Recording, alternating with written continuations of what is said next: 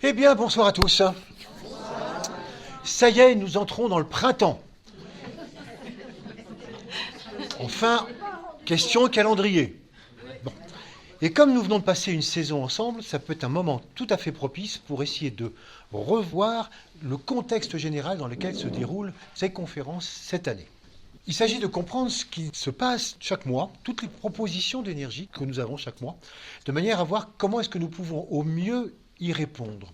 Comment est-ce qu'on peut tendre vers ces énergies, comment on peut y répondre le plus facilement possible. Nous avons commencé par voir le cadre général à travers un schéma que je vous ai fait donc au tout début, le premier mois, le schéma qui était celui de la respiration, au cours duquel nous trouvons 4 phases. La phase d'inspire, la phase d'apnée haute, où on retient son souffle, et puis la phase d'expire, et enfin l'apnée basse, on retient son souffle, mais cette fois-ci poumon vide. Et à travers ça, nous avons vu qu'on pouvait imaginer 4 saisons. Je vais dessiner comme ceci. On a ici l'hiver, on a ici le printemps, l'été et l'automne. Et donc nous venons de passer l'hiver. C'est intéressant justement d'essayer de voir qu'est-ce qui s'est passé et ça va nous donner des idées par rapport au reste. Qu'avons-nous reçu cet hiver? On a travaillé 3 énergies. On a travaillé les énergies Capricorne, avec lesquelles nous démarrons l'année. Puis l'énergie Verseau. Et enfin, le mois dernier, l'énergie des Poissons. Voilà donc quelles sont ces 3 énergies que nous avons essayé de recevoir et d'utiliser au mieux. Voilà ce qui s'est passé donc cet hiver. Maintenant, avant donc de passer au printemps, la nouvelle saison avec le signe du Bélier, c'est celui que nous allons voir aujourd'hui, essayons de faire un point par rapport à ce qui a pu se passer cet hiver et qui va nous aider à comprendre aussi certaines choses par rapport à l'énergie nouvelle. Bon, on pourrait dire que si on prend ces 3 énergies, elles se présentaient comme des énergies de préparation. Oui, c'est l'inspire. On prend son inspire. On cherche à percevoir donc une élévation. On voit bien le niveau de l'élévation avec la flèche. On cherche à s'élever. On pourrait même dire que d'une certaine manière, on cherche à lâcher du lest, à se purifier, à se dégager, à peaufiner certaines attitudes plus justes. Pourquoi faire? Pour pouvoir justement arriver dans cette phase fondamentale qui est la phase de contact, le moment où on retient son souffle, le moment où on est dans cette apnée haute, qui est un moment d'imprégnation d'énergie, quand on est en apnée haute dans la respiration, on retient son souffle, et donc au niveau de l'année, c'est le moment où on va pouvoir se mettre à l'écoute d'énergie essentielle, régénératrice, fondamentale pour l'humanité, et évidemment pour nous-mêmes.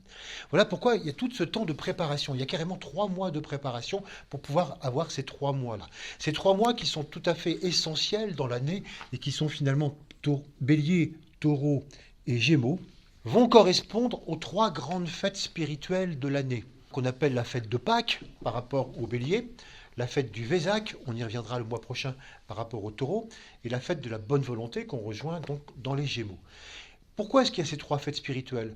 On les a placées là, ou la tradition les a placées là, pour marquer d'une certaine manière l'importance de ces 3 énergies. C'est parce que justement l'énergie Bélier, Taureau et des Gémeaux est d'une importance primordiale par rapport à l'humanité que finalement se trouvent ces fêtes qui sont marquées là et qui marquent finalement 3 temps, donc extrêmement importants. On aura l'occasion d'y revenir. Donc un temps de préparation, un temps d'alignement par rapport à ce moment tellement fondamental de régénération, de réorientation. Et puis, nous avions vu qu'une fois que nous avons été quelque peu régénérés, qu'on a été revivifiés, que peut-être ensemble, on va voir en quoi ça consiste, on a perçu certaines choses nouvelles, on est sorti de notre petit ronron habituel, alors on pourra avoir une créativité nouvelle, vous voyez la flèche qui descend, on pourra avoir ensemble une créativité nouvelle par rapport à la planète Terre. Parce que comme on aura reçu peut-être des choses plus essentielles, ce sera le moment d'en faire profiter la planète Terre et la société et nous-mêmes. Et puis, ça continuera pendant l'automne. Là, ce sera une période encore plus forte d'intégration, donc de manifestation des choses. Et puis, ce sera le temps de redémarrer avec une nouvelle année. On reprendra à nouveau un nouvel inspire. On essaiera de se préparer encore mieux pour pouvoir recevoir peut-être encore plus subtilement certaines énergies et ainsi de suite. Voilà un petit peu ce que nous cherchons à faire et c'est ce que nous cherchons à étudier. Voilà pourquoi cette année, c'est intéressant de le faire en direct, d'étudier ces énergies, parce que c'est vraiment du live. C'est ce que nous vivons à chaque instant. Et donc, on peut se demander, alors, on vient de finir l'hiver, qu'est-ce qui en ressort? De quelle manière on s'est préparé? Et là, je voudrais vous montrer aussi quelque chose dont on s'est servi, qui est l'histoire des planètes ésotériques et des planètes exotériques. Je vous fais un petit tableau récapitulatif.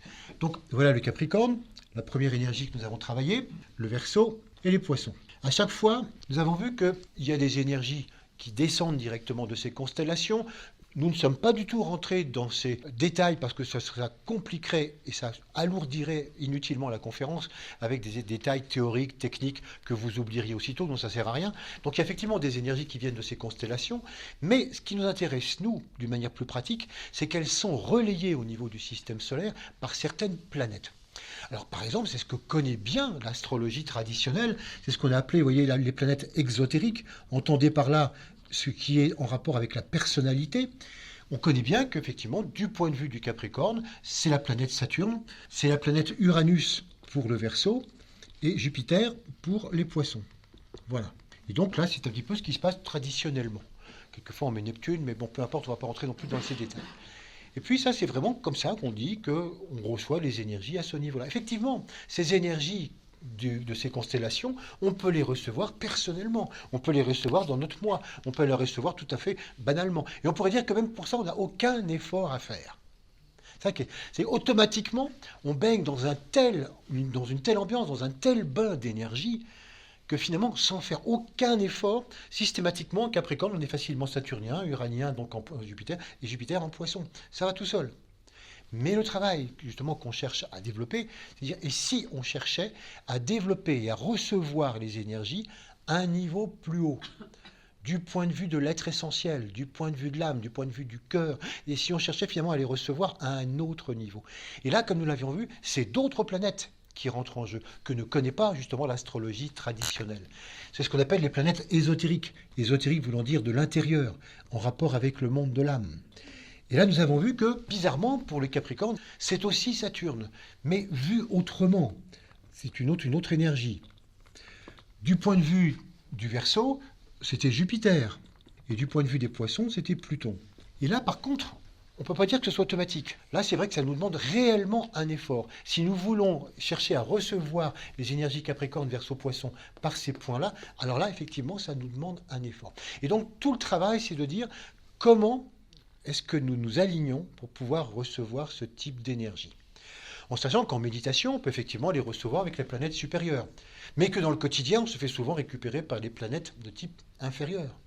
Par exemple, dans le Capricorne, on parle de Saturne là. Et ce Saturne là inférieur, il a mauvaise réputation. Généralement, c'est quelque chose d'un petit peu lourd, on est responsable, c'est un petit peu difficile.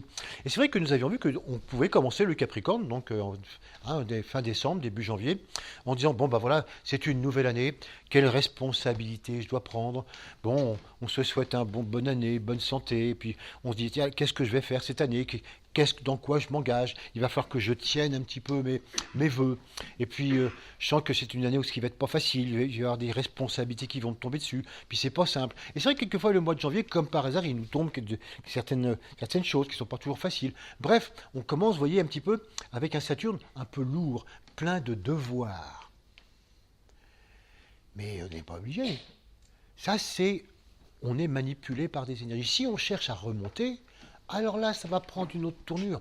En remontant avec le Saturne aspect supérieur, on va s'apercevoir d'une responsabilité d'abord qui est collective. N'oubliez pas que la ligne du dessus est impersonnelle et collective. La ligne du dessous est personnelle et individuelle. Pas du tout collective. Et donc on va dire, mais qu'est-ce qui est intéressant par rapport à l'ensemble ? Qu'est-ce qui est intelligent ? À quoi est-il intelligent de coopérer cette année ? Ensemble. Qu'est-ce qui est intelligent par rapport à cette globalité, par rapport à l'humanité ? Et là, on découvre une notion de responsabilité qui est directement la résultante du cœur. Plus on aime, comme nous l'avions vu, plus on aime, plus on se sent automatiquement responsable. Mais ce n'est pas du tout pris comme un devoir, ce n'est pas pris comme une lourdeur, c'est pris comme une évidence à la suite de l'amour. Donc c'est tout à fait quelque chose de différent. Et donc voilà comment on peut commencer l'année, soit justement par quelque chose d'un projet personnel, de devoir, soit au contraire comme quelque chose de beaucoup plus lumineux correspondant à l'ensemble. Puis on passe dans le Verseau. Et dans le Verseau, on peut continuer dans la ligne inférieure avec un Uranus rayon 7, où là on se dit, bon alors, cette énergie d'ensemble du Verseau, qu'est-ce qui se passe ? Quand on va la recevoir par Uranus, cette énergie d'ensemble, on est tout de suite titillé par le besoin de faire des choses avec l'ensemble ou pour l'ensemble. Mais personnellement, qu'est-ce que je peux faire pour l'ensemble ? Qu'est-ce que je vais faire avec les autres ? Dans quelle association je vais me lancer ? Et puis qu'est-ce que je vais créer ? Et puis qu'est-ce que je vais faire ? Donc aussitôt, il y a un faire, il y a un agir qui est très très fort, avec les autres, pour les autres, comme ça, mais qui est complètement personnel. Le Verseau est pourtant l'air de dire « travaillons l'amour ». Oui, mais c'est ce que je fais, je travaille l'amour. Regarde ce que je fais avec les associations, ce que je fais avec les autres, ce que je fais... C'est pas ça l'amour, tu prends pas le temps de réfléchir à l'amour. Voilà pourquoi le Verseau nous propose, et si on remontait vers Jupiter, la planète du rayon 2, donc la planète d'amour-sagesse, là on pourrait comprendre quelque peu ce que c'est que l'amour. Mais c'est complètement différent. Là on dit stop, arrête tout ce que tu fais. Essaie de développer l'amour. Et en relation avec le Capricorne, c'est quoi une responsabilité qui tient compte de l'ensemble? C'est quoi une responsabilité globale? Comment est-ce qu'on peut commencer l'année avec cette liaison entre les deux, en étant de plus en plus dans cette énergie de responsabilité et de cœur? Et puis on arrive dans les Poissons, dans le dernier point, où alors là, il s'agit de mettre en œuvre. Vous vous souvenez ce que je vous ai dit également, donc c'était la fois dernière, je crois, où on avait vu qu'à chaque saison, il y a 3 temps. Le premier signe nous fait systématiquement travailler sur le plan mental. Vous allez voir avec le Bélier, nouveau départ de saison, ça ne va pas louper. Le deuxième temps a un impact très fort sur le plan émotionnel. Ça nous remue sur le plan émotionnel. Et le troisième temps de la saison nous demande de démontrer le travail fait avec les 2 premiers sur le terrain. Voilà. Donc voilà, dans les Poissons, on nous dit, alors, on a travaillé un peu plus la responsabilité, un peu plus l'amour, eh bien, allons-y, démonstration. Et là, si je travaille avec Jupiter, on s'aperçoit que dans les Poissons, c'est un moment difficile, je ne sais pas très bien où j'en suis, c'est un peu flou, il y a des trucs qui montent, voyez, les Poissons, il y en a un qui monte, il y en a un qui descend, c'est un peu contradictoire. Je suis un peu paumé en ce moment. Et donc, on venait, je ne sais pas ce que vous en avez vécu, mais parfois dans les Poissons, il y a des moments où on est paumé, on ne sait pas trop où on est. Il y a plein de choses, des informations contradictoires, des choses qui viennent. On est un petit peu, vous voyez, comme le temps, on dit, les Poissons, on a des giboulées un peu dans la tête, ça, il pleut, il fait du soleil. Bon, voilà, c'est pas très clair. Et puis, du coup, qu'est-ce qu'on fait avec tout ça? On va essayer on sent qu'il y a des choses qui remuent, donc qu'est-ce qu'on fait? Il faut rien toucher. C'est un petit peu une sale période, on va attendre que ça passe. Si j'ai un mauvais moment, on garde tout, donc on touche à rien. C'est un conservatisme extraordinaire. Et voilà pourquoi c'est intéressant de comprendre, on a déjà 3 mois de recul, et de comprendre comment ces énergies nous manipulent ou nous apprenons à les manipuler, selon cette fameuse phrase que je vous ai citée, qu'on reverra peut-être de temps en temps. Nous sommes des énergies manipulées par des énergies et cherchant à manipuler des énergies, puisque tout est énergie. Alors, nous sommes des énergies manipulées par des énergies. Ah oui, ça, on le voit. Ça, c'est vrai que si on reçoit les énergies au niveau du bas, on n'a aucun effort à faire et on s'aperçoit combien on tombe dans tous les panneaux. Et vous allez voir qu'avec le Bélier, ça ne rate pas non plus. Ou bien, on s'aperçoit que dès qu'on fait effort pour amener quelque chose d'autre, pour remonter finalement et recevoir les choses là, c'est vrai que les choses sont totalement différentes. Et c'est ça, finalement, c'est ce schéma, vous voyez, qui est en cause. Dans quelle mesure, à chaque fois, on a pu remonter un peu plus haut? Et si je me suis servi un tout petit peu, pas 24 heures sur 24, du Capricorne, du Verseau, du Poisson, si j'ai fait un petit peu plus de Saturne, de Jupiter et de Pluton, le rayon 1, alors à ce moment-là, c'est vrai que le Bélier qui va s'en suivre, ça va vraiment être quelque chose de différent. Ça va être quelque chose d'autre. Je vais vraiment avoir plus tendance à recevoir d'une manière subtile toutes ces énergies. Regardez le moyen mémotechnique intéressant. L'hiver en tant que préparation, du point de vue des rayons. L'hiver, c'est 3, 2, 1, partez. Donc 3, 2, 1, printemps. Qu'est-ce qui se passe si finalement, à chaque fois, j'ai reçu les signes, mais au niveau inférieur? Forcément, je ne suis pas remonté beaucoup, je n'ai pas été beaucoup régénéré. L'intéressant, comme je vous le disais, c'est que ça soit comme une espèce d'affinage des corps. On conçoit chaque année, c'est pareil. On conçoit de plus en plus ce qu'est la lumière, ce qu'est l'amour, ce qu'est l'essentiel dans chacun de ces signes. Et à chaque fois, voilà, ça m'amène à pouvoir être de plus en plus disponible pour ce qui va suivre en Bélier, Taureau et Gémeaux. Mais si je ne le fais pas, on pourrait imaginer, oui, dans mon schéma, ma flèche de contact, au lieu de remonter là-haut, elle est juste là. Je suis remonté un tout petit peu. Oui, mais à partir de ce peu que tu as contacté, qu'est-ce que tu vas mettre en œuvre? Ça. Bon, pas grand-chose de nouveau. Non, pas grand-chose de nouveau. Et voilà comment dans notre vie, on tourne en rond. On tourne en rond parce que justement, on ne s'est pas donné à un moment donné les moyens d'aller plus loin, d'aller plus haut, de s'agrandir. Et du coup, on mijote toujours dans le même style d'énergie et on reçoit toujours le même style d'énergie et il n'y a rien de nouveau.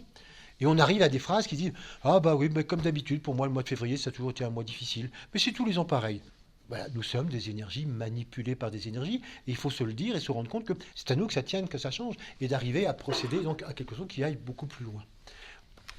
Là, si je vous dessine une nouvelle saison, donc une nouvelle histoire, on va commencer avec l'énergie bélier. Et dans cette énergie bélier, on va retrouver nos deux niveaux. On va voir que si on veut vraiment recevoir l'énergie bélier d'une manière intéressante, on va avoir affaire à la planète Mercure, avec le rayon 4, qui est le rayon d'harmonie par le conflit. Intéressant comme nom.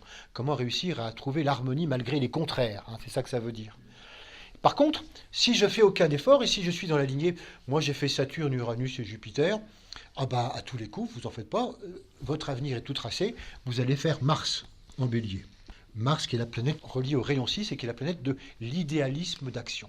C'est-à-dire que vous vous préparez effectivement un bélier très actif dans lequel il n'y aura pas effectivement de régénération. Voilà pourquoi c'est intéressant de voir qu'à chaque fois, c'est ce qui nous est proposé. Il nous est proposé tout un effort pour arriver à développer notre capacité de perception à un autre niveau. Et c'est de ça que dépend une facilité donc pour nous d'arriver à percevoir certaines énergies, ce qui naturellement n'est pas fait simplement pour notre vie, c'est pas ça qui est l'intérêt. Tout ça, c'est fait par rapport à l'humanité. C'est en quoi nous situons-nous comme en rapport avec l'humanité. Toutes ces conférences que nous faisons, c'est ce qu'on pourrait appeler du développement impersonnel. Rien n'est fait pour nous. Alors quand vous avez déjà fait bien du développement personnel, ce qui est très très bien, après vous faites du développement impersonnel, c'est la suite. Il faut commencer par le développement personnel, on est bien d'accord. Et donc c'est ça qui est intéressant, c'est que tout ce que je vous raconte, même si je ne vous le spécifie pas, c'est pas pour nous. C'est parce qu'on se dit qu'on ne vit pas pour soi. On vit par rapport à l'humanité. C'est un engagement de progrès par rapport à l'ensemble. Donc c'est pas, ah oui, je vais essayer de faire Saturne, Jupiter et Pluton, parce que ça va changer plein de choses dans ma vie. Ça, c'est le développement personnel. À un moment, c'est important. À un moment, c'est intéressant. Après, on réalise que non, on ne vit pas pour soi. On vit vraiment par rapport à une globalité. Et donc, ce qui est important, c'est de le concevoir dans cette globalité. Voilà donc ce qu'on va pouvoir percevoir. Vous voyez, donc, pour commencer ce bélier, je voulais vous resituer ce contexte global pour voir où est-ce qu'on en est. Déjà, c'est intéressant de voir comment ça a fonctionné pendant 3 mois et qu'est-ce qui va se passer maintenant donc pendant les 3 prochains mois. On refera un petit point juste au début de l'été avec l'énergie cancer. Le bélier. Si on cherche à définir le bélier, donc ce premier signe, on pourrait dire qu'il a 2 notes essentielles, 2 notes principales. Et ce sont ces 2 notes sur lesquelles nous allons travailler. La première note, c'est que c'est l'énergie du 1. Le bélier, oui, c'est le premier signe du printemps, qui veut dire premier temps. Il est en rapport aussi beaucoup avec le rayon 1, même si ça n'apparaît pas dans les planètes, mais fondamentalement ici, c'est vraiment par cette constellation que le rayon 1 nous parvient. Il est vraiment extrêmement relié à tous les départs, à tous les débuts, aux impulsions, au commencement. Donc chaque fois qu'on parle de choses initiales, de démarrage, c'est le 1, c'est le bélier. C'est le signe de toutes les impulsions de départ. Les impulsions divines, les impulsions fondamentales. Vous voyez, si on voulait prendre un symbole, on pourrait prendre le Big Bang.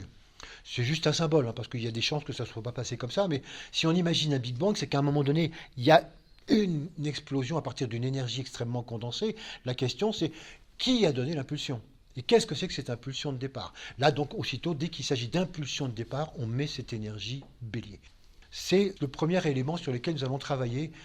Le deuxième note fondamentale, c'est de dire que cette impulsion qui va traverser d'une manière verticale, ça part des sphères les plus hautes et ça descend là, c'est comme si on pourrait dire, encore une fois symboliquement, ça va du ciel jusqu'à la terre. Je parle en termes symboliques. Donc c'est vraiment quelque chose qui montre combien ça part du plus haut qu'on puisse imaginer, et on va discuter tout à l'heure de ça, et c'est là pour descendre complètement sur la terre. Donc c'est comme si justement l'énergie bélier nous dit, voilà ce qui doit être, voilà ce qui doit s'incarner.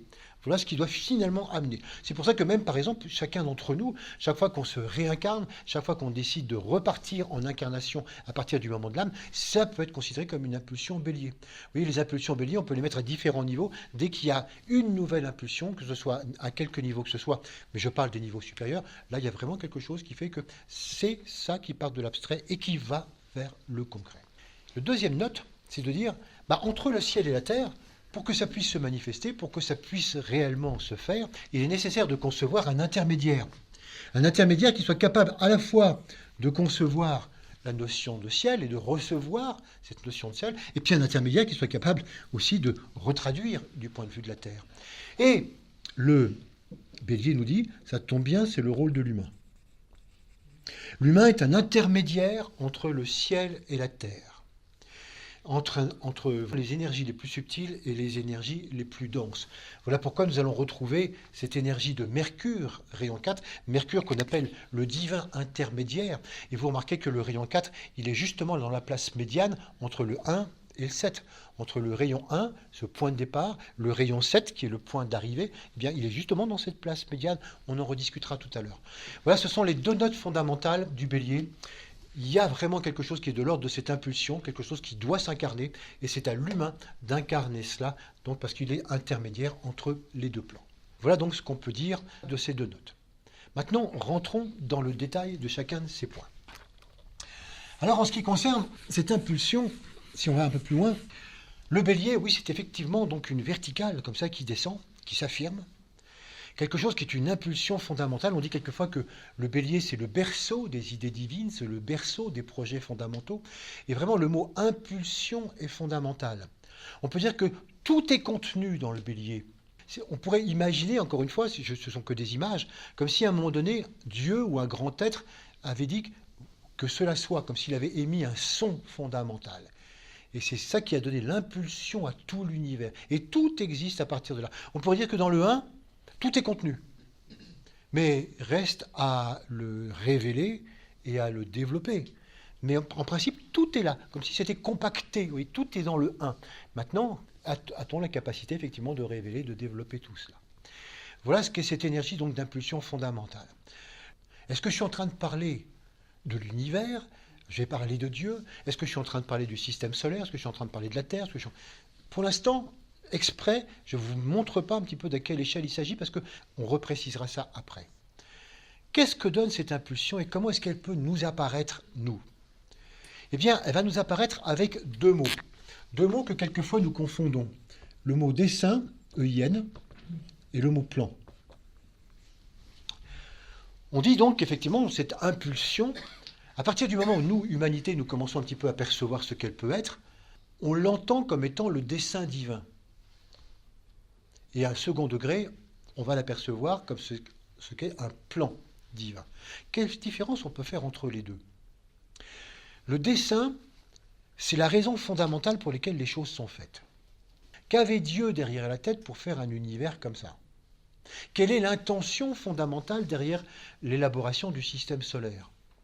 Pourquoi est-ce que l'esprit de la Terre s'est incarné sur la Terre et qu'il y a créé tout ce qui existe là en ce moment?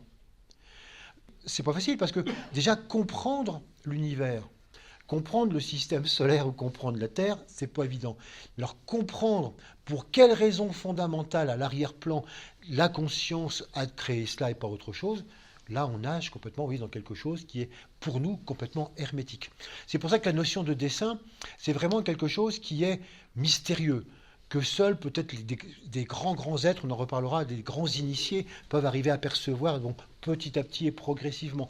Mais pour nous, c'est quelque chose qui est complètement mystérieux. C'est hors espace, c'est hors temps, et rien que ça, pour nous, c'est une limitation.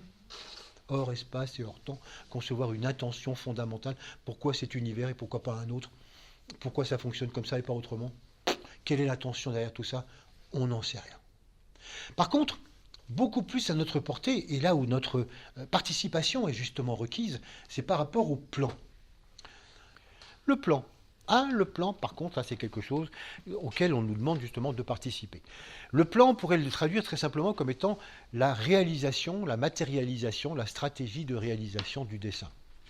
Finalement, il y a une impulsion, il y a une intention fondamentale, et cette intention fondamentale, c'est cette flèche, et l'humanité ne peut pas comprendre pourquoi cette impulsion a été donnée au point de départ.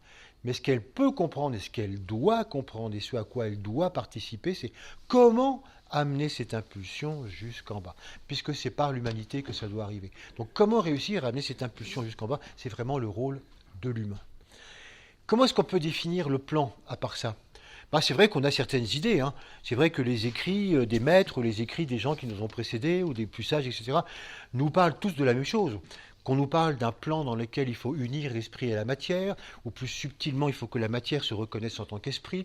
On nous parle d'un plan d'unité, on nous parle d'un plan d'union, d'amour, etc. Différents mots circulent, mais ça veut dire tout, c'est exactement la même chose. Apparemment, le plan auquel on aurait à participer, là où nous, on peut le comprendre, parce qu'encore une fois, c'est à notre niveau, c'est certainement quelque chose d'autre qui nous dépasse complètement, mais à notre niveau, là, on peut peut-être le prendre en charge, c'est d'imaginer que c'est quelque chose qui va vers l'unité de tout, la globalité. Donc, de tout ce qui vit, par exemple, sur Terre, si nous travaillons à ce niveau-là. Et donc, ça, c'est le plan. Mais le plan, est-ce que c'est quelque chose qui est établi? Parce qu'après tout, si les maîtres de sagesse veulent appliquer le plan, ben, ils n'ont qu'à le mettre en livre de poche ou le mettre sur Internet. Et donc tout le monde aura le plan. Ah ben voilà le plan, voilà ce qu'il faut faire, ben, c'est super, c'est sympa. Alors bon, premièrement, deuxièmement, bon, ben non. C'est pas quelque chose qui est écrit parce que c'est pas quelque chose qui est arrêté définitivement. En effet, c'est ça qui est subtil. Le plan, oui, c'est pas quelque chose qui serait arrêté par quelques grands êtres, et puis nous, humanité, on est un peu bêtes et on aurait juste à obéir. Non, non, non, non. Non, non, ça marche pas comme ça, la hiérarchie. C'est que nous avons, nous, justement, chacun d'entre nous, on a à participer à cela. C'est-à-dire qu'en groupe, parce que c'est pas quelque chose qui se passe individuellement, nous avons à pouvoir méditer, à pouvoir nous mettre en réception de cette impulsion. Notre travail, c'est de pouvoir recevoir ce qui se passe ici. Quelle est cette impulsion qui vient d'en haut? Et nous allons la traduire, peut-être justement dans cette notion de plan, la traduire dans quelles sont les orientations, quelles sont les idées, quelles sont les qualités, quelles sont les manières d'être au quotidien ensemble qui font avancer les choses, qui vont vers l'évolution de l'humanité. Qu'est-ce qu'on peut favoriser à n'importe quel niveau pour chacun d'entre nous, depuis des choses plus grandes comme des idées abstraites, jusqu'à un comportement dans notre quotidien à chaque instant. Qu'est-ce qui peut favoriser l'unité? En sachant que chaque fois qu'on fait quelque chose qui favorise la personnalité, moi, ou quelque chose qui favorise plus l'aspect matière, je fais reculer le plan, ou du moins j'y participe pas du tout. Donc qu'est-ce qui peut amener cela? Voilà justement un petit peu quel est le défi. Donc nous avons véritablement à nous travailler sur ce plan et à le comprendre de mieux en mieux. C'est pour ça que vous voyez, la méditation est faite entre autres pour justement percevoir de plus en plus ce que c'est. Je mets mon antenne de l'autre côté parce qu'une fois qu'on l'a reçu, il faut le redonner. Pour arriver à percevoir que si on prend un exemple de plan d'architecture, c'est vrai qu'un plan d'architecte, je ne parle pas d'une petite maison, hein, mais je parlerai par exemple d'un immense chantier. C'est bien sûr, plein de choses sont prévues, mais il y a toujours toutes sortes d'imprévus. Par conséquent, il y a les budgets qui changent, ou bien les désirs qui changent, ou bien la réalité qui change, ou bien sur le terrain, il y a des choses qui sont imprévues. Bref, ça doit toujours être souple et modifiable. Ben, le plan, tel qu'il est, c'est exactement comme ça.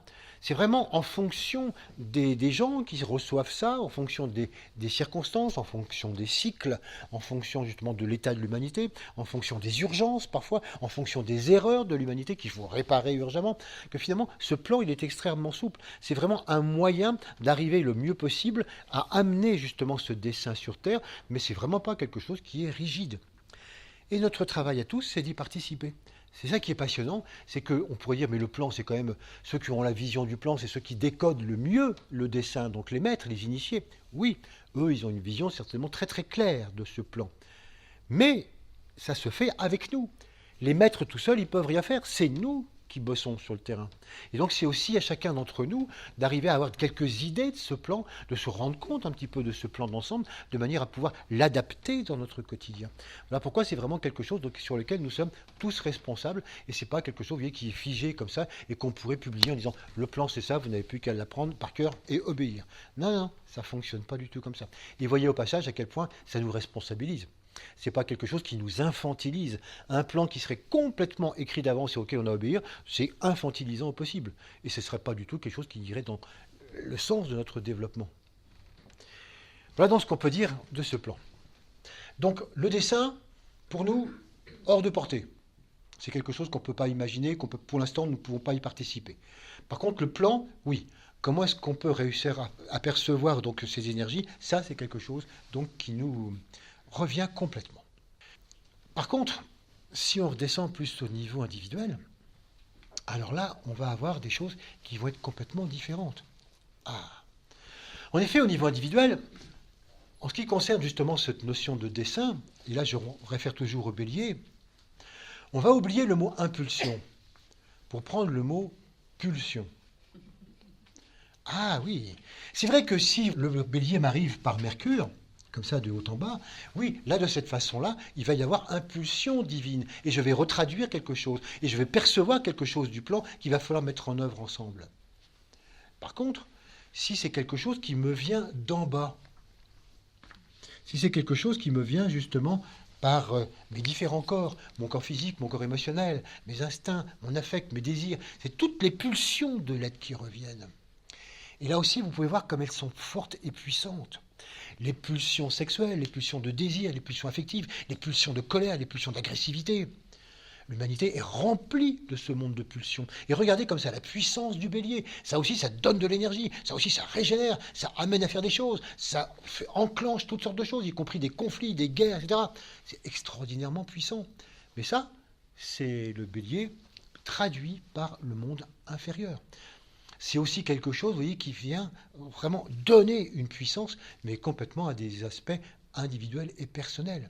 Voilà pourquoi on va avoir, vous voyez, ces deux aspects. Là, à ce moment-là, quand on parle de dessin, quand on parle d'impulsion haute, on peut parler effectivement donc de dessin et de plan. Quand on parle du bas, on ne parle plus de dessin et on ne parle plus de plan non plus. On va partir de manipulation, de stratégie, de ruse, comment on va s'y prendre pour faire passer ça, et comment moi j'ai envie de ça, j'ai envie de ça, envie de ça, mais comment je vais m'y prendre, je vais manipuler, je vais le faire, putain, je vais forcer. Ouais. C'est exactement le même système, mais vu d'en bas. Dessin, plan d'un côté, pulsion et stratégie de l'autre. Et là, on a vraiment ces deux aspects contradictoires mais complémentaires et qui sont tellement présents dans notre vie. Et ce à quoi nous allons assister ce mois-ci. Je vous en dirai un petit mot à la fin, mais ce sera intéressant de voir comment ce mois-ci va être partagé pour nous entre ces deux aspects donc très puissants en énergie, notre capacité à percevoir ces impulsions d'en haut et notre capacité quelquefois à laisser remonter ces pulsions d'en bas. Voilà cette dualité du bélier. Revenons-en maintenant aux aspects supérieurs, l'aspect impulsion. J'ai prononcé donc des mots un peu bizarres, le dessin, le plan, j'ai parlé d'un Dieu créateur, sans vous dire où est-ce que je le situais. Est-ce que c'est le Dieu du Big Bang? Est-ce que c'est le Dieu qui a créé l'univers tout entier? Ou est-ce que c'est quelque chose de plus local? Je n'ai pas précisé. Parce que justement, c'est là que se situe quelque chose de très intéressant à découvrir. La plupart du temps, quand on parle de plan, quand on parle de dessein divin, on situe justement un Dieu universel. Le Dieu qui a créé l'univers, celui qui a donné l'impulsion derrière le Big Bang. Et il y a beaucoup de gens qui croient dans ce Dieu universel, ce Dieu extraordinairement lointain. Et qui, lui, aurait forcément un dessein, puisqu'il a créé l'univers pour une raison précise, et qui a un plan. Quand on interroge les gens qui croient en ce Dieu lointain, on dit, mais vous en faites quoi de ce plan et de ce dessein? Enfin, pas grand-chose, parce que je peux rien en savoir, c'est tellement immense, c'est tellement lointain. Et donc, quel impact ça a dans votre vie? Aucun. Ça n'a aucun impact. Ok. Donc effectivement, on s'aperçoit que la notion de plan n'a que très très peu d'impact si on la met en rapport avec un Dieu complètement universel. Et puis, d'autres qui disent « Ah non, mais moi, ce Dieu universel, vous oubliez, j'y crois pas du tout. Ça, c'est vraiment des vieilles croyances. C'est impossible. Déjà qu'on ne sait même pas ce que c'est que l'univers. Donc, vous voyez, celui qui serait derrière l'univers, c'est un petit peu difficile. Et puis, en imaginant, parce qu'avant, on n'avait pas trop la notion d'univers. Maintenant qu'on commence à connaître cet univers, son immensité, sa complexité, imaginez qu'une conscience qui serait derrière tout ça pourrait avoir un rapport avec nous et s'occuper de nous. Là, il faut vraiment avoir aucune notion d'astrophysique pour pouvoir imaginer ça. Donc, je n'y crois absolument pas à cette entité universelle. Et donc à son plan, pas de plan, pas de Dieu, pas de plan. Voilà pourquoi finalement, pour l'instant, beaucoup de personnes et beaucoup de scientifiques et beaucoup de philosophes refusent complètement l'idée d'un plan, l'idée d'un dessein. Ils disent non, c'est à nous d'inventer, nous, humanité, d'inventer notre propre dessein. On est né par hasard sur cette planète, un peu par hasard, et finalement, il n'y a ni plan, ni dessein, c'est pas prévu, et à nous de décider où on veut aller. Et voilà le problème. C'est que finalement, ou bien on met un Dieu extraordinairement lointain et on lui prête un plan et un dessein, et ça n'a aucun impact sur notre vie, ou bien on nie ce Dieu, et du coup, il n'y a pas de plan. Et pourtant, quand on regarde cet univers, qu'est-ce qu'on constate? On constate qu'il y a des organismes du plus minuscule, des atomes, jusqu'au plus vaste, des galaxies ou des groupements de galaxies. Et donc il y a vraiment des organismes de toutes les tailles, du plus vaste jusqu'au plus petit. Et que finalement, dans ces organismes, ils sont tous complètement interreliés. On s'aperçoit que l'univers est complètement intelligent, interrelié, interdépendant, et qu'il y a une fonction, même encore plus qu'interdépendant, une fonction holarchique. Hein, vous vous souvenez de ce mot qu'on a déjà développé, donc l'holarchie. L'holarchie, ça veut dire que chaque organisme est à la fois donc un tout, mais en même temps partie d'un autre tout. Et qu'on est tous à la fois tout et partie. Ça veut dire qu'en fait, tout organisme est un organisme parfaitement autonome ou indépendant en tant que tel, mais il n'est qu'un organe d'un organisme plus grand, lui-même organe d'un organisme plus grand, lui-même organe d'un organisme, et ceci à l'infini. On ne peut pas imaginer où ça s'arrête. Donc on s'aperçoit qu'il y a une espèce de logique absolument extraordinaire, un système de fractal qui fait que du plus grand jusqu'au plus petit, tout se tient, tout est en interdépendance. En plus, on s'aperçoit que tous ces organismes sont régis par des lois semblables. On réussit même à définir le fonctionnement de l'univers avec simplement 4 lois. Hein, interaction forte, faible, gravitation, électromagnétisme. Et tout se tient. C'est un univers absolument cohérent auquel on a affaire. Oui. Je vous fais un petit dessin pour vous montrer un peu la chose. On se dit d'abord, mais comment se fait-il qu'un univers aussi cohérent, qui répond, comme disait Einstein, le plus incompréhensible, c'est qu'il soit compréhensible. Comment peut-on imaginer donc toutes ces lois qui se tiennent pour tout, qui sont valables pour tout, la même nature, etc., et que finalement ce serait né d'une explosion, et que tout ça ce serait dû au hasard, qu'il n'y aurait aucun plan? Comment peut-on l'imaginer? La difficulté, c'est que c'est ce que je viens de vous dire. Si on veut mettre un plan, on remet un Dieu. Et les gens qui ne veulent pas remettre un Dieu plus global, ils disent, il n'y a pas de plan. Et c'est là où c'est intéressant de voir comment on peut sortir de cette impasse. Voici ma ligne du haut en bas. Voilà. Et là, je vais mettre de tout petits organismes. Vous voyez, et donc on pourrait avoir des organismes de plus en plus très, très immenses au départ, et puis donc minuscules à l'arrivée. Donc vous imaginez cette échelle absolument des galaxies jusqu'aux micro-organismes. Bon. Si on dit qu'il y a un plan, si on dit qu'il y a un dessin, ça veut dire qu'il y a une conscience, évidemment. Parce que s'il n'y a pas de conscience, même pas la peine d'imaginer qu'un objet sans conscience n'a pas de plan. Très bien. À qui prête-t-on une conscience dans cette immense échelle? Nous, humains. C'est très simple. On prête une conscience aux humains. Bah, autant se servir, hein. C'est nous. Donc voilà, nous on se prête effectivement une conscience. Donc nous on a des plans. Ah effectivement on a des tas de plans personnels. Ça c'est l'aspect inférieur du bélier. On regorge de plans personnels, individuels. Qu'est-ce que je vais faire moi de ma vie, etc. Ça, pas de problème. Et c'est tout? Non, non, non, non. Il y a aussi les animaux. On s'aperçoit que les animaux, ils ont aussi des plans. On voit les termitières, les fourmilières, les ruches, les toiles d'araignée, les stratégies des carnassiers pour attraper. On s'aperçoit que les animaux, non, non, ils ont effectivement eux aussi des plans. Et donc ils ont d'ailleurs une conscience. D'accord, les animaux. C'est tout? Ah, depuis peu, on admet que les plantes ont peut-être aussi une conscience. Et donc on s'aperçoit qu'il y a des relations, il y a aussi des stratégies d'union, de protection. Donc peut-être un embryon de conscience dans le végétal. Donc, dans cette immense échelle, et si par symbolisme je situe grosso modo l'être humain à peu près, vous voyez, dans ce milieu-là, on va dire que là, on a l'humain, les animaux, les végétaux, voilà. Ça, dans l'univers tout entier, c'est les 3 seuls qui ont une conscience, donc qui peuvent faire des plans. En dessous, rien. Minéral, rien du tout. Au-dessus, rien. C'est que des planètes, des étoiles, c'est rien. Est-ce que l'absurdité de la chose vous apparaît clairement? Et pourtant, dans un monde qu'on dit holarchique, dans un monde où tout est cohérent, encore, on serait ici tellement différent des autres, on pourrait dire, il y a peut-être une loi spéciale pour nous. Nous, on est les seuls à avoir une conscience. Quand on s'aperçoit que non, tout se tient et que tout est fondamentalement relié, ça n'a aucun sens. Si nous, on a une conscience et qu'on est capable de faire des plans, alors tout a une conscience et tout est capable de participer à un plan. C'est ça qu'il faut se rendre compte. Donc c'est là qu'on se rend compte combien on est vraiment borné, combien on peut avoir des œillères, nous humains, d'avoir le culot de pouvoir dire face à une échelle aussi immense, il n'y a que nous qui avons une conscience, il n'y a que nous qui pouvons faire des plans. Nous ou Dieu, en dehors de mon échelle. Voilà, donc entre nous et Dieu, rien. Il n'y a pas d'intermédiaire. Mais tout ce qui existe là, non, ça n'existe pas, il n'y a pas de conscience, donc ou c'est Dieu ou rien. C'est complètement absurde cette histoire. Voilà pourquoi on en revient à un des thèmes qu'on développe régulièrement ici, à savoir qu'en fait, tout est conscience. Chaque fois qu'il y a un organisme, si grand ou si minuscule soit-il, il est conscience. Et donc il a sa part de plan, il a sa part de conscience et de stratégie, et il participe effectivement au plan global. Et donc dans cette optique-là, qu'est-ce qui est important? Qu'est-ce qui est important de voir? Tout simplement l'organisme dont nous sommes l'organe. Parce que c'est vrai qu'en tant qu'être humain, nous sommes un organisme et on fait des plans. Mais il serait peut-être temps de réaliser, mais de quel organisme sommes-nous les organes? Et évidemment, c'est la planète Terre. Et c'est là on entend dire ah mais on ne peut pas imaginer que la planète Terre a une conscience. Ben si, hein, c'est ce qu'on a vu en décembre dernier, quand on a parlé justement des deux aspects qui circulent un peu, la Terre-Mère dont on parle beaucoup, hein, la Terre-Mère, l'importance de la Terre-Mère, puis la Terre-Père. C'est-à-dire la conscience. La Terre n'étant que, finalement, le corps physique d'une entité absolument prodigieuse, qu'on pourrait appeler Dieu, un peu comme ça par convention, pourquoi pas. Mais c'est surtout une gigantesque conscience qui a un dessein, qui s'est incarné dans ce corps pour un dessein particulier qu'on ne connaît pas. Et puis par rapport à un plan particulier. Et là qu'on a intérêt à connaître, puisque c'est nous qui avons à développer ce plan. Bien sûr, quand on aura compris cette histoire juste au-dessus de nous, on pourra s'intéresser au plan du système solaire. Parce que c'est évident que la planète Terre, elle a un plan qui dépend de celui du système solaire. Lequel système solaire dépend d'une constellation qui lui-même dépend. Mais là, on remonte beaucoup trop loin. C'est quelque chose qui peut être intéressant, mais on est incapable de le faire. Restons là où nous sommes.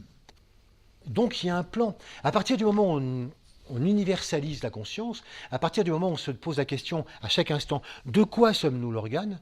De la Terre, ok. Donc ce qui est intéressant, ce qui est fondamental, c'est nous, quel est le plan de la Terre? Et d'arriver à se percevoir ça. Or, le bélier, ce qui nous enseigne, c'est ça. Tous les printemps, le bélier et le taureau sont là pour nous amener une espèce de douche énergétique, de douche de radiation, comme si nous pouvions tous en groupe bénéficier de ça pour comprendre de mieux en mieux ce que peut être ce dessein planétaire. Pour arriver à remettre progressivement donc l'humanité à l'intérieur de ce dessein, donc engagée dans ce plan. C'est ça qui va être intéressant. C'est comment finalement nous pouvons bénéficier en bélier et en taureau justement de ce point complètement abstrait. Est-ce qu'on en aura des choses très concrètes? Non, pas forcément, mais c'est ça qui est important. C'est de voir que c'est un moment de régénération, un moment de revitalisation fondamentale et qui, au-delà de notre compréhension concrète, peut nous amener vraiment à réorienter notre vie complètement différemment. Prenons un exemple, une comparaison. Imaginons, comme j'en parlais tout à l'heure, un immense chantier.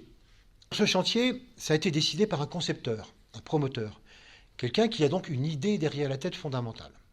Et pour mettre en œuvre son chantier, il a eu besoin d'architectes. Et les architectes ont fait des plans. Donc vous voyez, on a le concepteur au niveau du dessin et on a l'architecte au niveau du plan. Et donc, forcément, à partir de là, eh bien, il y a tout un immense ensemble de bâtiments qui est en train de se monter. L'architecte, naturellement, pour mettre ça en œuvre, il a besoin de plein de gens. Et donc, il va recruter aussi bien des gens qui ont une vision de chef ou de sous-chef ou de sous-sous-chef, etc. Il y a toute une hiérarchie de gens qui vont progressivement donc s'occuper des différentes parties de la construction, jusqu'à arriver à ce que des gens qui, eux, sont simplement des maçons, des électriciens, des plombiers, tous ceux qui travaillent. Et naturellement, tous sont indispensables au chantier. Quand je dis qu'il y a une hiérarchie, c'est pour vous montrer que c'est simplement dans cette globalité du plan. Mais il n'y a pas de hiérarchie d'importance. Tout le monde est aussi important l'un que l'autre. Et chacun va faire son plan. Naturellement, on pourrait se demander, mais celui qui est maçon, celui qui est électricien, celui qui est plombier, est-ce qu'il a vu le plan global? Il y a des chances que non. Il y a des chances qu'il ne soit pas rentré dans le bureau de l'architecte. Et comme ces plans, ça ne tient pas en une planche, peut-être qu'il a vu une partie comme ça, oh, tiens, il y a un plan global, mais il n'a pas vu tous les plans, parce qu'ils sont extrêmement nombreux. Donc il n'a certainement pas tout vu. Mais est-ce que c'est grave pour lui? Non, il sait qu'il y a un plan. Mais qu'est-ce qui l'intéresse? Lui, le plan de ce qu'il a à faire sur le chantier, précisément. Moi, en tant que plombier, je sais, voilà, le plan, c'est ça, je dois poser les choses ici. Moi, en tant qu'électricien, je dois faire. C'est-à-dire que chacun a le plan en fonction de sa spécificité. Et c'est là où on l'attend. Ce n'est pas forcément dans une vision d'un plan global, qu'il peut avoir par ailleurs, mais qui n'est pas forcément ce qui est important. Naturellement, cette personne, si elle a envie, elle peut très très bien élargir sa vision et aller demander le plan global pour voir si finalement elle peut être un peu plus consciente de ce qui se passe et se rendre compte de ce qui se passe globalement. Et elle peut effectivement se rendre compte du plan global du chantier. Mais qu'est-ce qu'elle sait du chantier d'à côté qui est à 2 km de là? Rien du tout. Mais on peut imaginer qu'à un moment donné, une personne puisse aussi prendre conscience de plus en plus que mais tous ces chantiers qui ont lieu en ce moment dans la ville, ça fait partie d'un plan global d'aménagement de la ville, qui lui-même fait partie d'un plan d'aménagement du territoire, de la nation, etc. Très bien. C'est intéressant d'avoir cette conception de globalité, toutes ces choses qui se font ensemble et qui sont reliées. Oui, mais concrètement, pas concrètement. Je suis menuisier sur ce chantier et ce qui est intéressant, c'est que je connaisse parfaitement le plan qui concerne ce que j'ai à faire. Vous voyez la comparaison par rapport à nous? Nous, effectivement, on peut très très bien avoir des idées de plans comme ça et de concevoir. Mais ce qui est important, c'est nous, qu'est-ce qu'on a à faire? La notion de plan, oui, je vous dis tout à l'heure, c'est vraiment quelque chose qui s'acquiert ensemble. Le plan ne va pas du tout nous demander de faire des choses particulières, de choses nouvelles. Le plan, c'est comment, à chaque fois, nous allons pouvoir nous inscrire de mieux en mieux et de plus en plus dans cette notion de globalité. C'est d'avoir l'idée que la Terre est un chantier. C'est d'avoir l'idée que, justement, c'est important qu'il y ait justement ce plan et qu'il va falloir s'inscrire là-dedans. Voilà pourquoi cette première idée du Bélier, elle est importante, c'est de se dire, il y a un plan et c'est quelque chose qui doit progressivement me toucher dans ma vie. Parce que justement, si on vise bien, si on arrête de l'idée d'un vague plan global qui m'apporte rien, et donc de la négation de ce plan, et je préfère mon plan de vie à moi, si je remplace progressivement le fait que c'est évident qu'on est sur un chantier en construction et que j'ai à trouver le plan qui m'incombe, la partie du plan qui m'incombe, et que tous ensemble, et on est tous différents, on a tous quelque chose à faire, ben c'est comme ça que le chantier va avancer. Donc, vous voyez, la première histoire dans le Bélier, c'est ça. C'est que dans nos méditations, le premier travail de ce mois-ci, c'est que dans nos méditations, on puisse se relier à cette impulsion régénérante, à cette impulsion inspiratrice.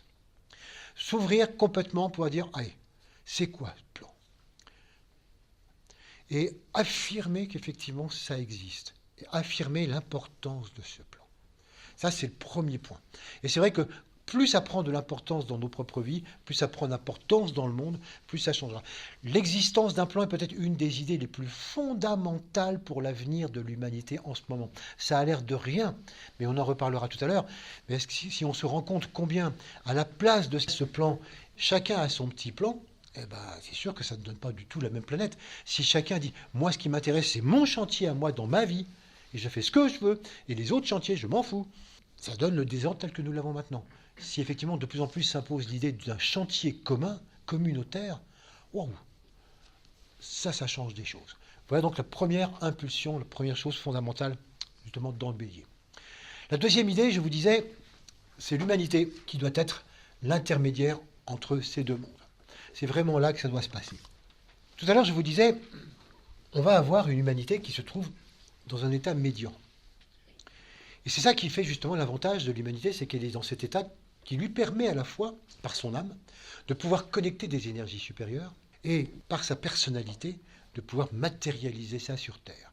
Et qu'elle doit faire justement le rapport entre les deux. Et que d'ailleurs, c'est pour ça que ces rayons 4, harmonie par le conflit, c'est que nous-mêmes, ça nous pose des problèmes. C'est que nous-mêmes, entre eux, ce que nous percevons fondamentalement en tant qu'âme, l'amour, l'unité, la lumière, et puis ce que nous faisons au niveau du quotidien, c'est pas toujours très harmonieux, ça bagarre un peu. Donc cette dualité, nous l'avons en nous. Mais c'est vrai que plus on la comprend, plus on voit pourquoi elle est faite, on comprend qu'il puisse y avoir une dualité. Et c'est là encore peut-être en disant, en la mettant peut-être à la disposition de l'ensemble, ça devient quelque chose qui nous aussi nous aidera à vaincre cette dualité. On ne peut pas vaincre la dualité en nous-mêmes et pour nous-mêmes.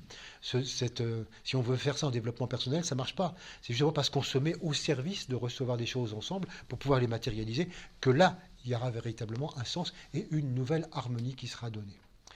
Par conséquent, par rapport à cela, on pourrait dire, mais qu'est-ce qui, à l'intérieur de l'humain, doit faire ce lien particulier? Qu'est-ce qui doit faire ça?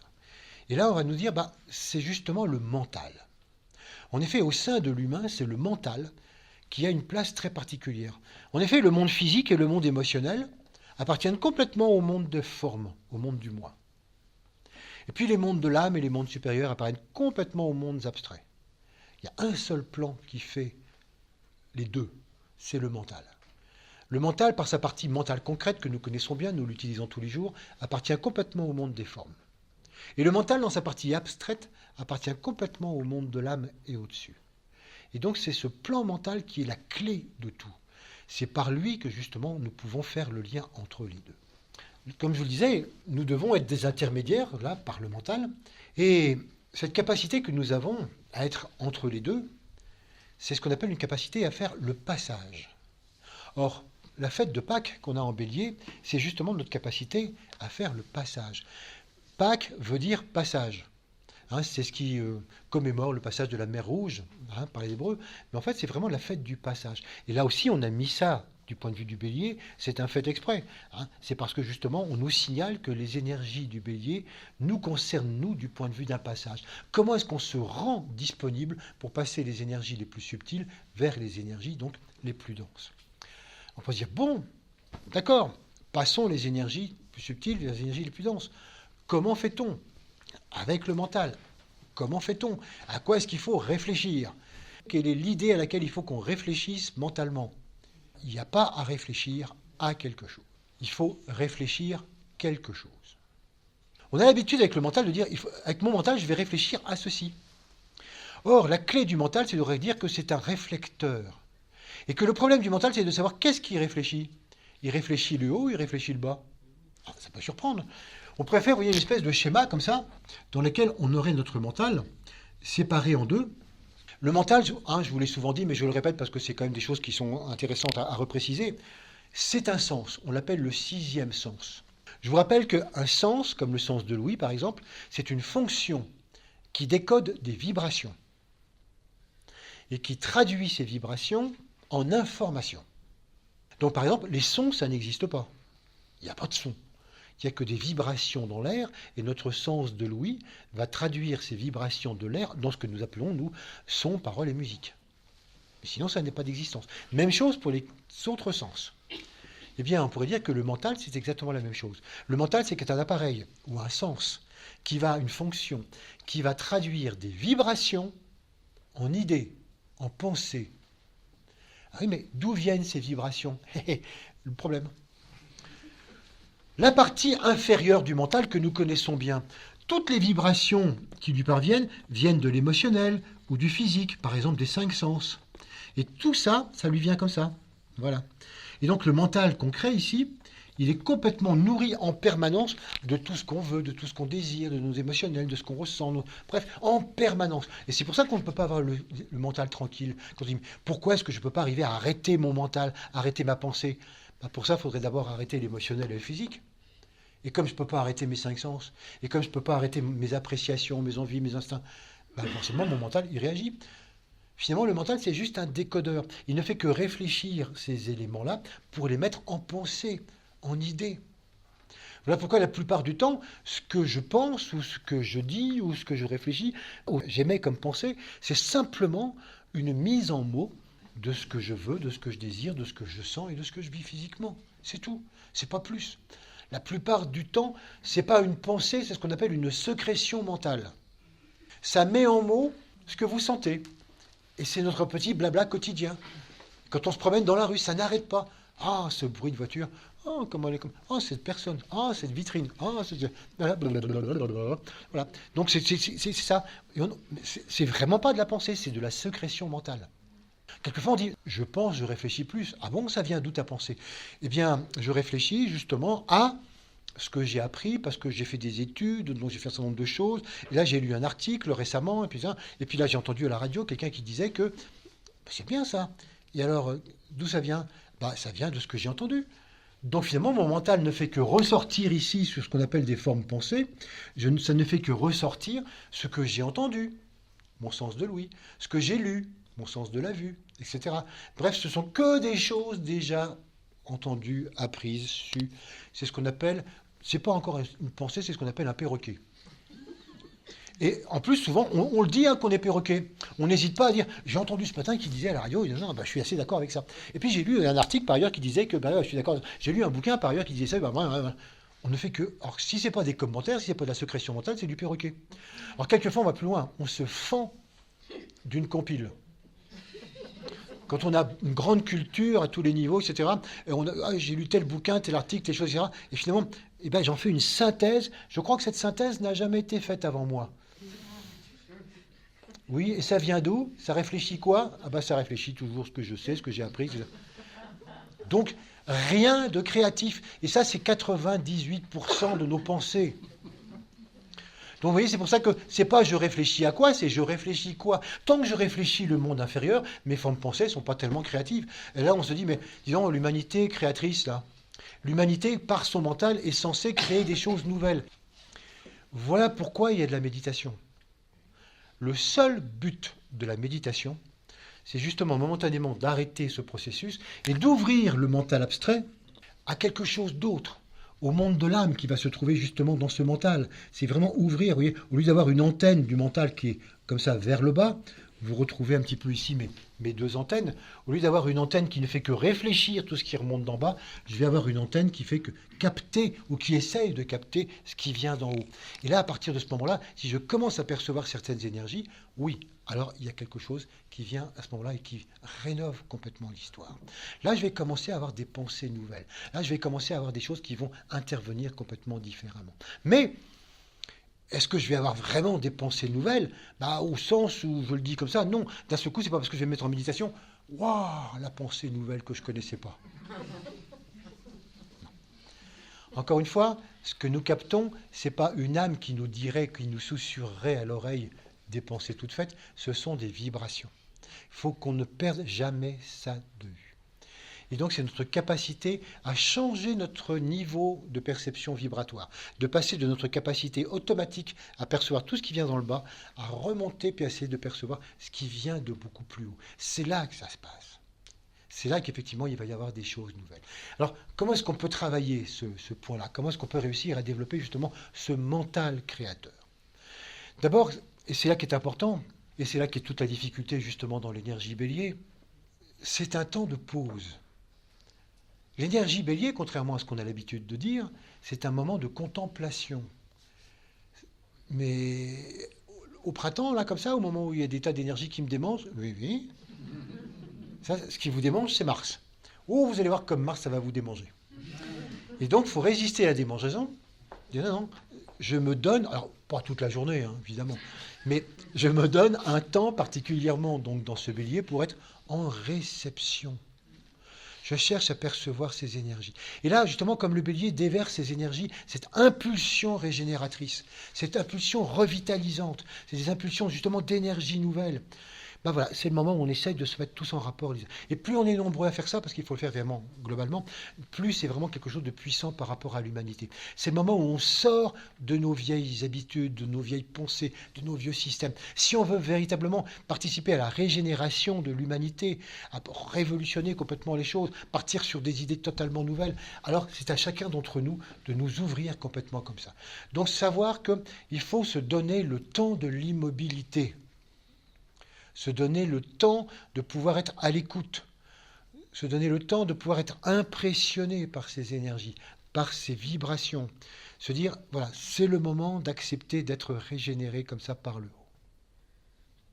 Prendre ce temps, c'est en même temps s'ouvrir complètement à ce temps d'apnéo dont je parlais tout à l'heure quand je vous ai fait le système à 4 temps. C'est vraiment un moment où on est complètement comme ça, voilà, on retient son souffle et on cherche à être là-dedans. Est-ce qu'on attend des résultats? Surtout pas. Surtout pas. N'espérons surtout pas d'un seul coup avoir des idées nouvelles. Non, ce n'est pas le cas, ce n'est pas le but. Ce qu'on attend, c'est une régénération. Ce qu'on attend, c'est une revitalisation de notre mental et de tout. Mais alors, ça sert à quoi? Comment est-ce qu'on va s'en apercevoir? On va s'en apercevoir progressivement. Et d'ailleurs, on aura l'occasion d'en reparler lors du premier temps de l'été, l'énergie cancer.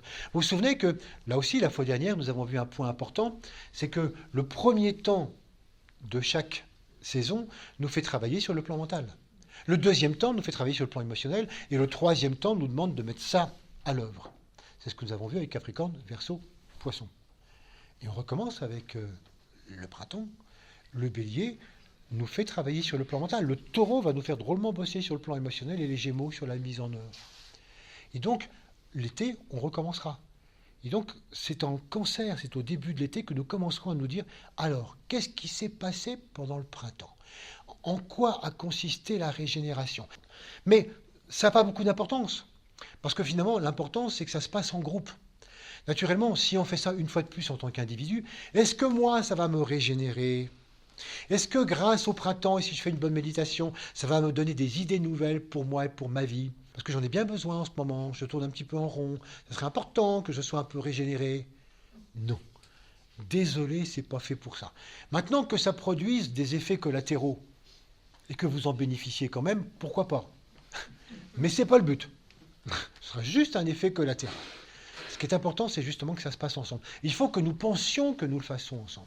C'est pour ça que vous voyez que plus on est nombreux, et on est déjà quelques milliers ou quelques millions sur Terre, à participer justement à ce type de méditation en bélier ou en taureau, plus on est nombreux justement à se mettre à l'écoute dans la réception de cette énergie revitalisante, que ça revitalise l'ensemble de notre processus mental. Et ça apparaîtra progressivement. On n'aura peut-être jamais conscience d'une idée nouvelle, mais peut-être que de ci, de là, au cours de cette année, dans ce qu'on mettra en place après dans l'été et dans l'automne, tiens, c'est vrai que j'avais jamais pris cette orientation, peut-être que, tiens, d'un seul coup, il y a ça qui m'apparaît un peu plus important, tiens, mais j'avais jamais mis l'accent autant sur tel aspect ou sur tel... Et ça, ce sera justement l'effet de cette revitalisation, donc de l'énergie bélier et taureau. Donc ne cherchons et n'attendons surtout pas de solution. Et c'est ça qui est difficile. Il n'y a rien de plus difficile en méditation que de pouvoir réussir à ramener justement, ouvrir l'antenne comme ça par rapport à ces énergies bélières revitalisées, à se dire, alors, en quoi est-ce que je peux être transmetteur? En quoi est-ce qu'en tant que groupe, nous pouvons tous être transmetteurs en ce moment? Et puis écouter, et être justement dans cette contemplation. C'est vrai que comme on n'est pas habitué justement à maintenir cette tension, généralement l'antenne rapidement... Et donc au boulot, ce qu'il faut que je pense, c'est à ça et ma liste de courses. Et se remettre. Et constamment, boum, et ça redescend. Et j'ai mes petites pensées à moi, etc.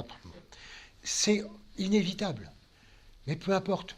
Il ne faut pas se décourager. Ce qui est important, c'est de passer justement du temps comme ça par rapport à ce moment de revitalisation. C'est ça qui est vraiment fondamental. Il faut bien concevoir que si on réussit à avoir ce temps-là, ça va avoir beaucoup d'effets. En particulier sur deux aspects.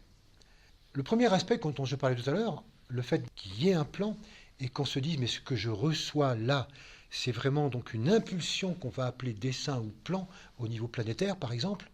C'est quelque chose qui va avoir progressivement l'effet de mettre un peu plus à l'arrière-plan mon plan personnel. Je vais prendre de plus en plus de recul par rapport à mes plans personnels. Oh, ils vont toujours être là, on ne va pas changer du jour au lendemain. Ils sont très importants, ces plans personnels. C'est comme ça que je m'organise.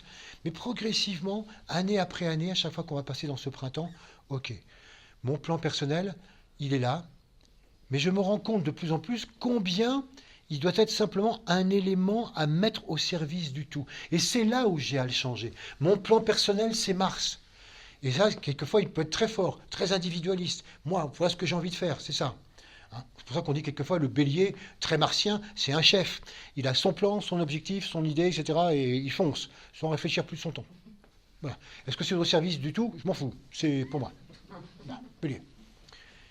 Au fur et à mesure que je monte vers Mercure, et que je me rends compte que, attends, on a à faire le passage entre le haut et le bas, je ne vais pas bouleverser ma vie, hein, je ne vais pas changer de métier. Ah non, non, simplement, progressivement, au fur et à mesure que je suis qualifié, requalifié, régénéré, je comprends comment je dois tourner de plus en plus ma vie, ce que je fais, ma profession, mes relations, pour que ça aille dans le sens de la globalité, pour que ça soit au service de l'avancement du tout, au service de l'avancement de l'humanité.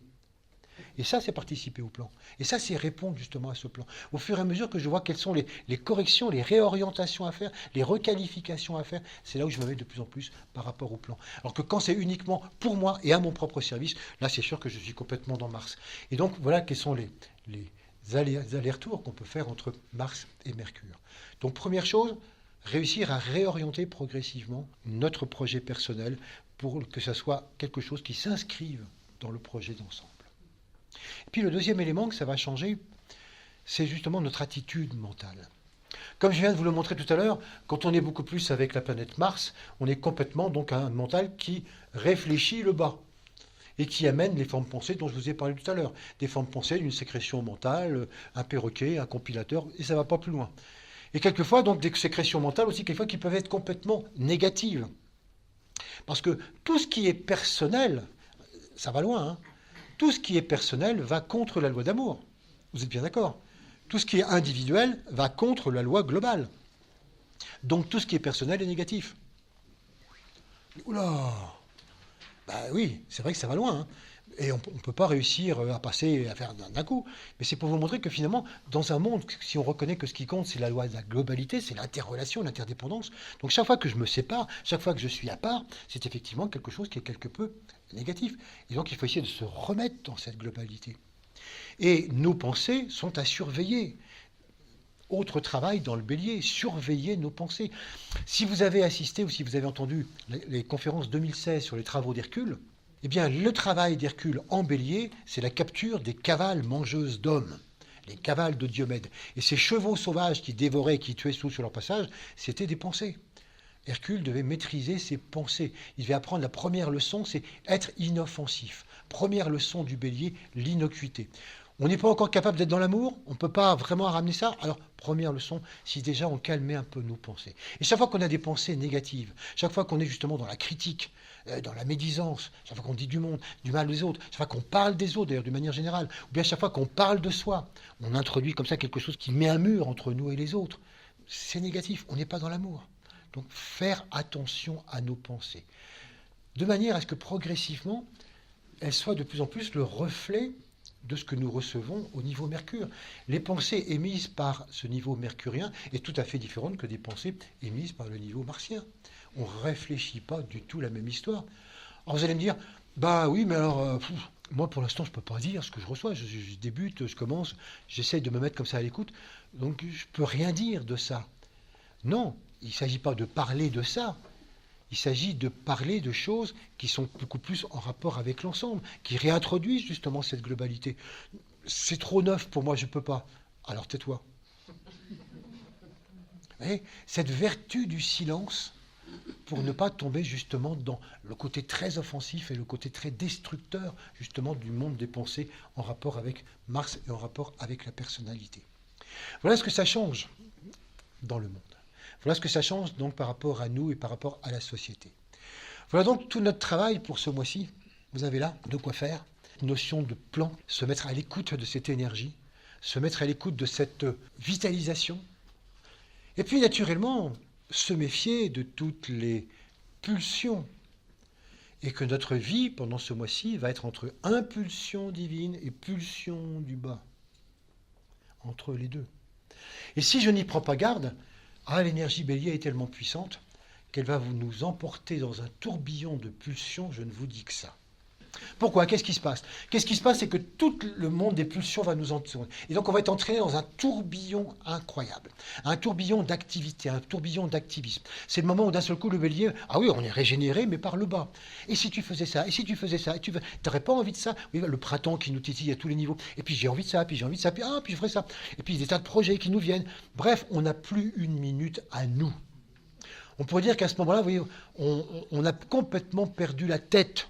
Mercure, c'est la tête, et Mars, c'est les jambes. Et les choses vont bien lorsque la tête commande aux jambes. Mais la plupart du temps, quand on oublie complètement la tête, les jambes sont déjà loin parties, et la tête essaye de suivre définitivement, mais de loin. Donc c'est pour ça qu'on dit, je ne sais plus où donner de la tête. Normal, les jambes sont parties. Donc, je ne sais plus où donner de la tête. Et donc, ce mois-ci, vous allez pouvoir observer combien on peut se laisser récupérer par un activisme incroyable. En plus, on n'a même pas l'impression que c'est dû à nous. Mais c'est pas de ma faute, j'y peux rien. J'ai dû faire face à plusieurs choses, à plusieurs occasions. On m'a proposé ceci, on m'a proposé cela. Il a fallu que j'aide telle personne. J'y peux rien. Moi, j'aurais demandé qu'à me poser, mais j'ai pas pu. Et donc, j'arrive à la fin du mois du bélier. Alors, cette contemplation, ce temps que tu as pu passer par... C'est déjà fini le bélier? Ouais. L'année prochaine, alors. Donc, faites-y attention et observez parce que c'est passionnant. Ce qui est intéressant dans notre travail cette année, c'est de voir comme ça en direct combien nous sommes des énergies et que nous sommes capables effectivement de manipuler des énergies, mais combien aussi par ailleurs on peut être manipulé des énergies que c'en est impressionnant. Donc, voilà, c'est deux notes clés à retenir par rapport à ce travail. Il y a un plan, il régénère. Mettons-nous un petit peu à son écoute de manière à pouvoir y participer. Je vous propose de méditer là-dessus.